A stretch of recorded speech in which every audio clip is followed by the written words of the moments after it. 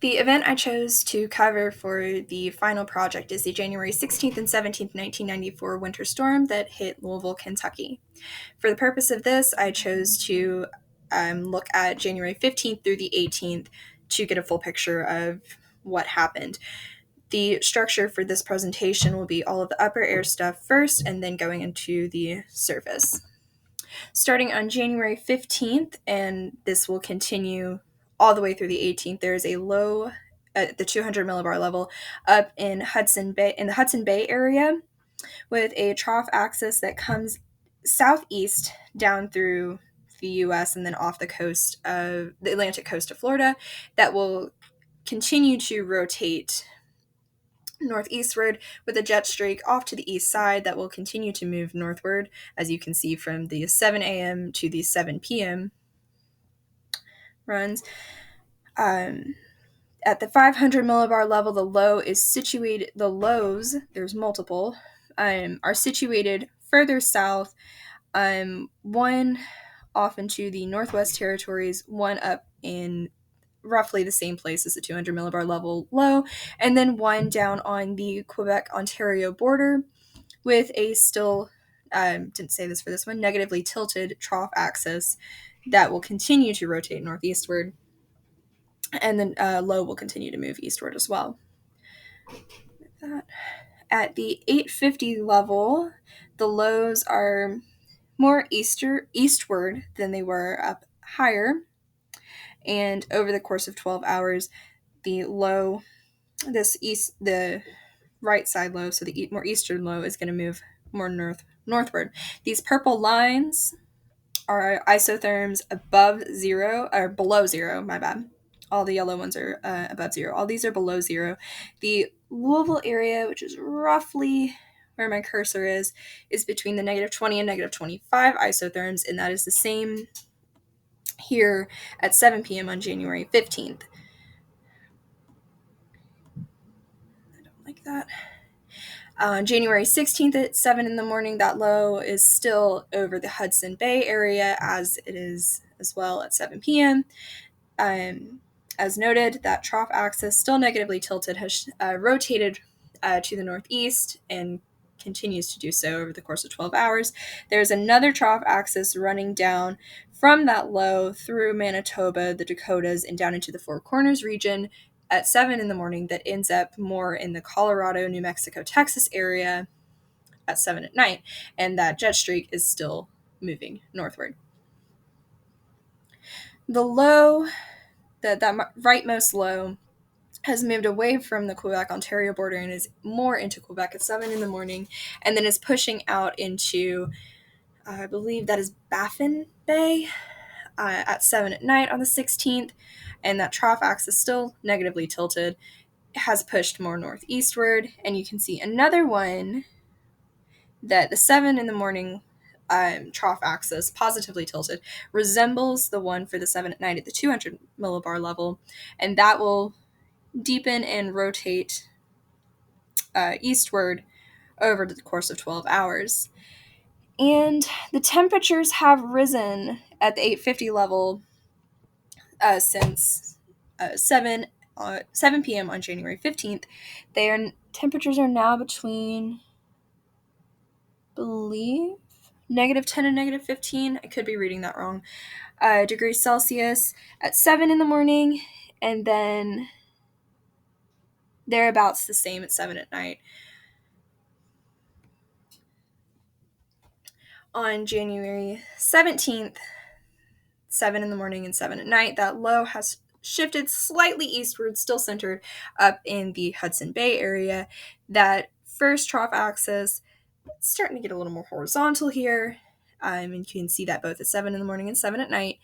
That jet streak has lost its intensity by the morning on the 17th and will lose even more intensity by the evening on the 17th, with another one forming down here over Kentucky, Tennessee, the Carolinas, Virginia, Ohio, in the northern, deep south states.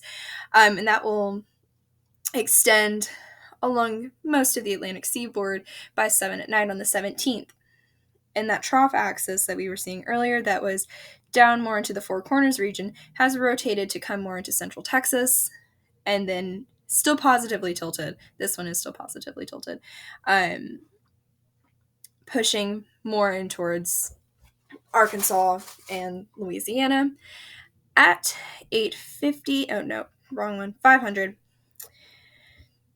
this southernmost low is at the Ontario and Manitoba border, with a slightly positively tilted trough axis running down through the Central Plains into central Texas at 7 a.m. and starting to get a little bit negatively tilted, neutral, leaning on negatively tilted at 7 at night, and that is pushing more towards the Arkansas, Louisiana area. It gets a little messy when you get down to 850. The low is still up in the Baffin Bay area at 7 a.m., and then at 7 p.m. it's pushing off more towards Greenland. And the Louisville area is still within those purple colored isotherms. At 7 a.m. on the 17th, it is between the -5 and -10 degrees Celsius isotherms, and by the evening it is between -10 and -15. On the 17th, that low is still up in the Hudson Bay area, up in those islands up there in northern Canada, and that trough axis, the first one we were watching, is more horizontal and kind of getting out of the area of where we can see at 7 a.m. And that trough axis, that second one, is starting to gain a little bit of a negative tilt, running down along the Mississippi River area with a jet streak off along the Atlantic seaboard. By 7 p.m., it has gained it has gained a stronger negative tilt, and the area encompassed by the jet streak has increased.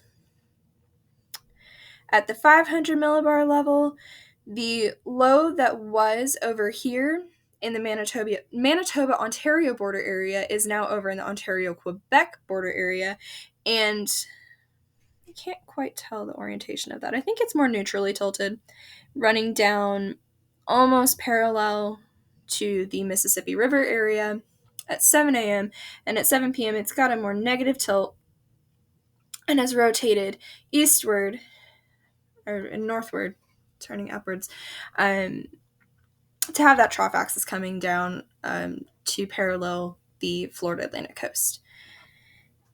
At the 850 level, those lows have shifted northeastward, more towards Greenland at 7 a.m., and the temperatures have dropped. Pretty sure we're looking between -15 and -20. It could be that, or -20 to -25 at 7 a.m. And then by 7 p.m., the temperatures at the 850 level lie between the -25 and -30 isotherms, and there is a new collection of lows forming along the Quebec, I'm going to call it coast with the Hudson Bay.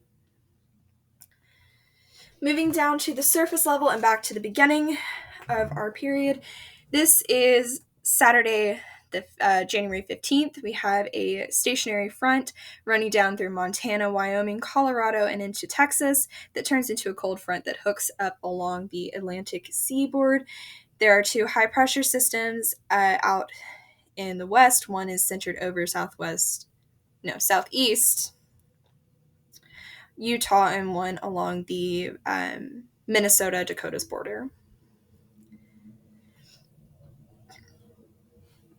That changes over the course of 24 hours. Oh, these are at 7 o'clock in the morning.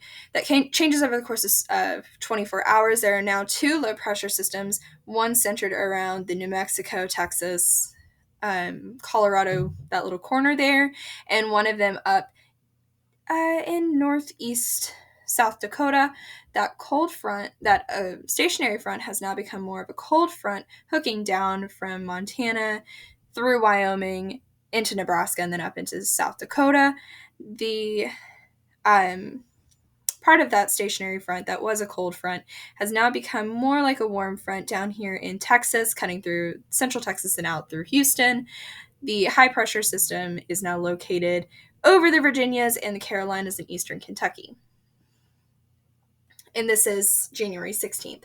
January 17th at 7 o'clock in the morning, most of the snowfall did occur the night of the 16th into the morning of the 17th. The system has moved eastward. The low is now up in Ontario at the Great Lakes area with a cold front extending down through, that's Michigan, and Indiana and into Kentucky. The cold front there was another cold front. That's going the wrong way.